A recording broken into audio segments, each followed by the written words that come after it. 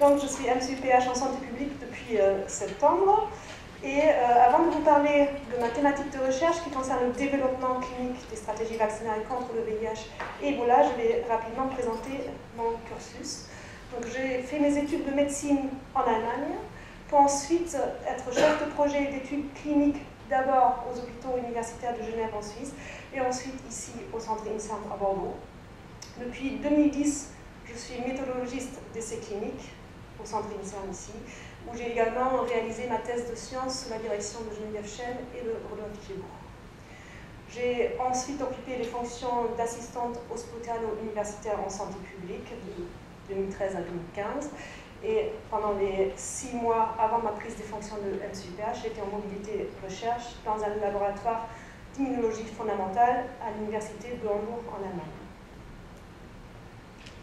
Donc, concernant le développement vaccinal contre le VIH et Ebola, il s'agit de 2 maladies infectieuses épidémiques, mais avec des dynamiques d'épidémie assez différentes.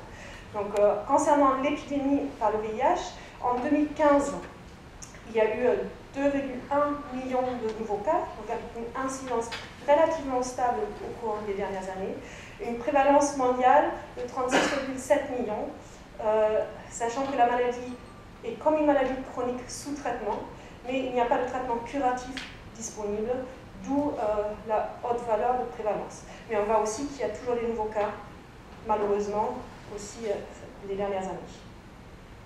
En revanche, l'épidémie par la maladie d'Ebola en Afrique de l'Ouest en 2014-2015, c'est une épidémie aiguë sur une période relativement restreinte, donc 2014-2015, mais qui a fortement touché les 3 pays de l'Afrique de l'Ouest concernés, avec plus de 20 000 cas et plus de 11 000 décès.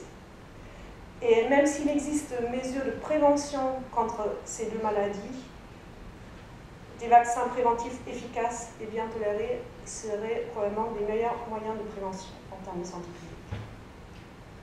Donc, pour développer des nouvelles stratégies vaccinales, le développement clinique suit les phases classiques de développement, donc avec d'abord des essais de phase 1 qui évaluent surtout la tolérance, ensuite des essais de phase 2 qui évaluent l'immunogénicité des vaccins, donc leur capacité à générer des réponses immunitaires, et ensuite les essais de phase 2B ou 3 où on évalue l'efficacité clinique, donc la protection contre la maladie. En termes de taille d'essai, on voit surtout que les essais de phase 2B et 3, qui donc ont des critères de jugement principaux cliniques, l'acquisition de la maladie, en état d'étude très grande, donc avec plusieurs milliers de personnes, donc assez difficile et coûteux à mettre en œuvre. Dans les essais de phase 2, où on s'intéresse principalement à l'immunogénicité, on peut évaluer la réponse de différentes composantes de la réponse immunitaire. On peut s'intéresser à la réponse des cellules B qui produisent des anticorps, mais également à la composante de la réponse immunitaire qui concerne les réponses des cellules T et T effectrices, comme des cellules CD4 ou CD8 par exemple. Et on peut également s'intéresser à des réponses très précoces du système d'immunité innée.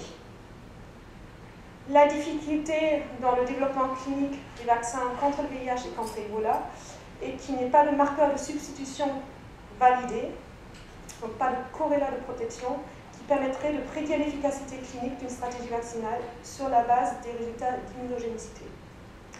Donc, dans ce contexte se posent les questions suivantes. Quels sont les critères de jugement d'immunogénicité adaptés dans les essais de phase 2 et quels sont les critères de décision pour passer en phase 3? Donc, concernant maintenant plus spécifiquement le développement vaccinal préventif contre le VIH, il y a plusieurs vaccins candidats qui sont en cours de développement. Donc, je vous montre ici les gros types de vaccins en termes de construit du vaccin, donc soit sur la base de sous-unités recombinantes des protéines du virus ou des peptides, ou bien des vecteurs viraux qui intègrent des séquences antigéniques du VIH, des vaccins ADN ou bien des stratégies vaccinales qui se basent sur les cellules dendritiques. Et pour chacun des types de stratégies, il y a plusieurs vaccins en cours de développement qui se situent dans différentes phases de développement. Dans le développement des stratégies préventives contre le VIH, des stratégies qui sont actuellement considérées comme prometteuses incluent des vaccinations par différents vaccins dans les stratégies qu'on appelle prime boost hétérologue ou primo-injection et rappel, où lors de la primo-injection, un autre vaccin est utilisé, donc symbolisé avec les flèches vertes ici, par rapport à l'injection rappel, où c'est un autre type de vaccin qui est injecté. Donc ça augmente encore les stratégies potentiellement possibles liées aux différentes combinaisons qu'on peut faire entre ces vaccins candidats. À ce jour, seulement 6 essais évaluant des stratégies vaccinales préventives contre le VIH avec un critère d'efficacité clinique, donc de protection contre la maladie, ont pu être menés et terminés. Donc vous voyez les résultats résumés ici. Donc malheureusement, seulement un des 6 essais avait un signal en faveur de l'efficacité. Donc l'essai RV144 d'une stratégie prime boost hétérologue qui était menée en Thaïlande, qui a montré une efficacité relativement modeste avec un niveau de protection aux alentours de 30%. Pourquoi le développement des stratégies vaccinales contre le VIH est si compliqué? C'est lié à la diversité du virus du VIH et aussi aux capacités d'échappement des virus aux réponses immunitaires. En plus, dans le cadre du VIH, on ne sait pas quels seraient les corrélats immunologiques de protection, car ces corrélats ne sont pas formellement validés. Et les essais de phase 3 sont difficiles à mener à cause de leur taille. Concernant maintenant le développement vaccinal préventif contre le virus Ebola, là aussi, il y a plusieurs stratégies vaccinales candidates qui sont en cours de développement, qui étaient à des stades très précoces, donc, notamment précliniques, jusqu'à la survenue de l'épidémie en Afrique de l'Ouest en 2014, mais qui sont rentrés dans un développement clinique accéléré depuis fin 2014. Et je vous montre dans ce tableau les 3 stratégies qui sont le plus avancées dans leur développement, et surtout pour vous montrer qu'en novembre 2014, la plupart de ces stratégies étaient juste arrivées au moment des essais de phase 1, voire les essais de phase 1 n'avaient pas encore débuté.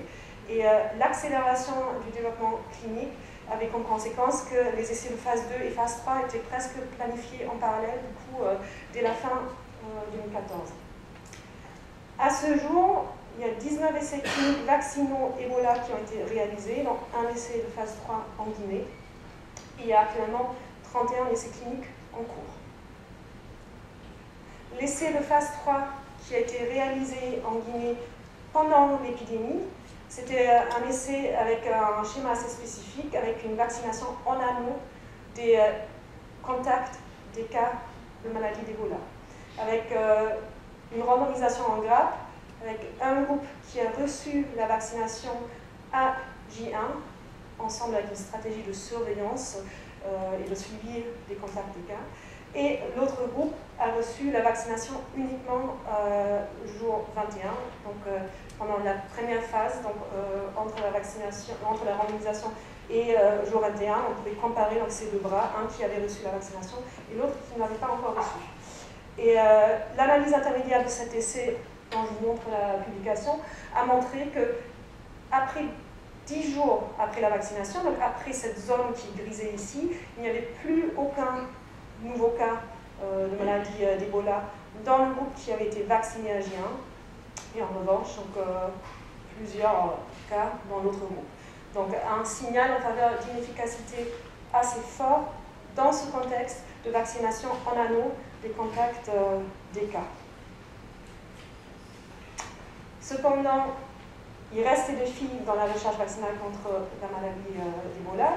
Les corrélats immunologiques de protection ne sont pas validés. Donc l'essai que je vous ai montré n'a pas pu mesurer l'immunogénicité. Il s'est focalisé sur le critère clinique, vu qu'il était mis en place dans un contexte d'urgence pendant l'épidémie. On n'a pas non plus pu évaluer la durabilité de la protection dans cet essai, parce que heureusement l'épidémie s'est assez rapidement terminée après la mise en place de l'essai. Et donc aujourd'hui, les essais de phase 3 sont impossibles parce qu'on ne peut pas mesurer le critère d'acquisition de la maladie en dehors d'une épidémie. Il est néanmoins nécessaire de continuer le développement en phase 2 des différentes stratégies vaccinales pour être préparé pour une nouvelle épidémie. et donc d'évaluer leur immunogénicité et notamment la durabilité de l'immunogénicité. Donc, le développement vaccinal contre le VIH et contre Ebola ont en commun qu'il y a un grand focus sur les essais de phase 2 actuellement et donc sur l'évaluation de l'immunogénicité en l'absence de critères de substitution validés. Donc, pour cela, un grand spectre de marqueurs immunologiques sont mesurés dans ces essais de phase 1 et 2 vaccinaux. Et le grand spectre de marqueurs immunologiques mesurés peut comprendre différents types d'anticorps qui sont mesurés au cours du temps chez chaque patient participant. Plusieurs cytokines sécrétées par les cellules T qui peuvent être mesurées. Donc, par exemple, un test qui mesure 20 cytokines à la fois à chaque prélèvement. Des réponses cellulaires qui peuvent être caractérisées par les sous-populations cellulaires. Donc là, on peut avoir des centaines de sous-populations différentes qui sont mesurées. On peut aussi mesurer la spécificité de la réponse à certaines séquences antigéniques, ou bien l'expression génique comme réponse très précoce après vaccination. Et là, on a des dizaines de milliers de séquences qui sont donc mesurées chaque temps et par participant. Donc, au total, on est donc face à des données d'immunogénicité multidimensionnelles, donc avec un nombre de paramètres mesurés qui est beaucoup plus grand que la taille de l'essai. Et ces données d'immunogénicité sont mesurées à plusieurs niveaux, au niveau de l'expression génique, au niveau des protéines et au niveau des phénotypes des cellules. Donc le défi ici est de bien analyser et comprendre ces données, avec notamment des questions suivantes. Quels sont les bons critères de jugement pour ces données-là?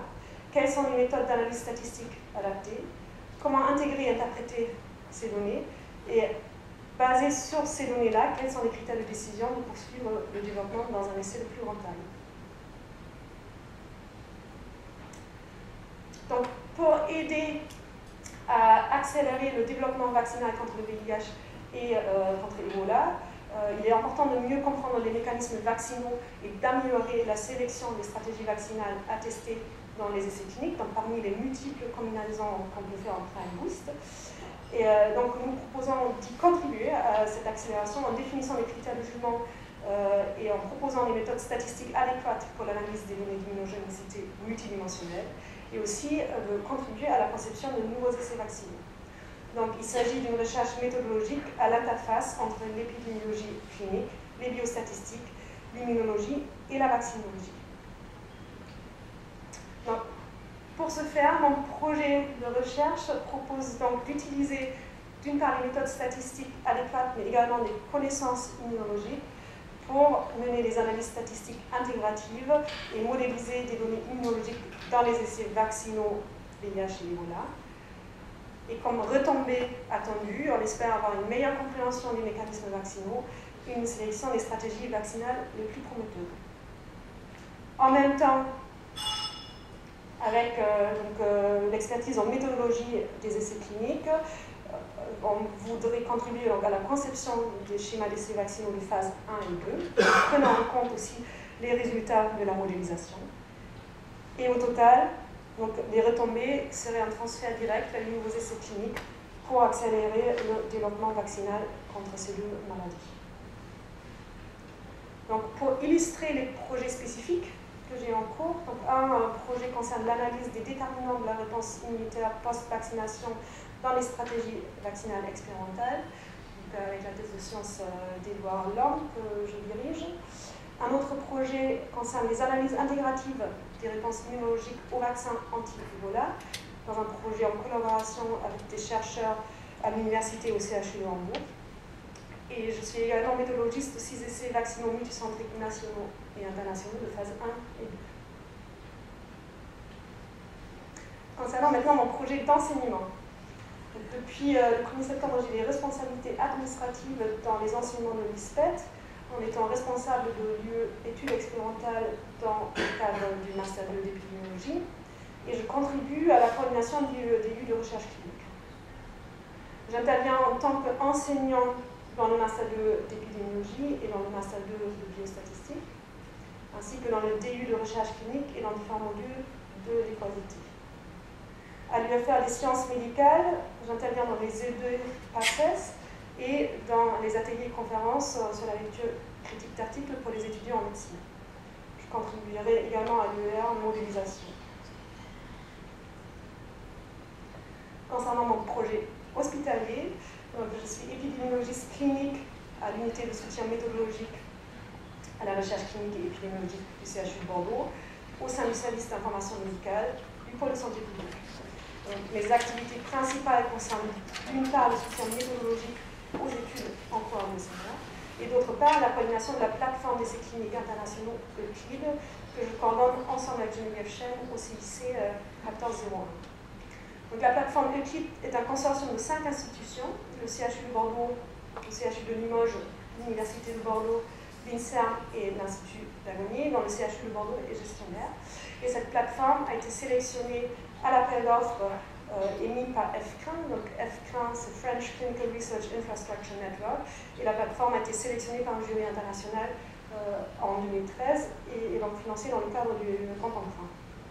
Euclid propose toutes les activités pour les essais cliniques académiques complexes ou internationaux en collaboration avec le duo investigateur-promoteur, de la conception du protocole jusqu'à la réalisation et la publication des résultats à tous les stades du développement clinique. Donc, en pratique, mes responsabilités au sein de la plateforme Euclid concernent la coordination de la plateforme, donc la structuration interne du consortium et la pérennisation de la plateforme au-delà du financement FCRIN obtenu jusqu'en 2018. Et j'interviens également dans les relations externes avec FCRIN, les réseaux investigateurs et les promoteurs. Concernant la prise en charge d'essais cliniques, j'interviens plus particulièrement dans la prise en charge des aspects méthodologiques des essais vaccinaux que la plateforme prend en charge. Entre janvier 2014 et octobre 2016, la plateforme Euclid a été sollicitée pour 40 essais complexes ou internationaux et la plateforme a contribué à la soumission de 19 dossiers d'appel d'offres européens ou nationaux.